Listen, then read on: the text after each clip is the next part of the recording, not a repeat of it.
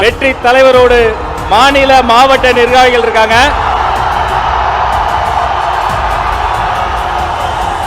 யாரை வாழ்த்தி தொடங்குவது? எங்களை எல்லாம் ஆளாக்கி அழகு பார்க்கிற தமிழ் தாயை வாழ்த்தி நிகழ்வை தொடங்குகிறோம். தமிழ் தாய் வாழ்த்துக்கு அனைவரும் எழுந்து நிற்போம். தமிழ் தாய் வாழ்த்து பாட வராங்க மகளிர் அணி தோழர்கள்.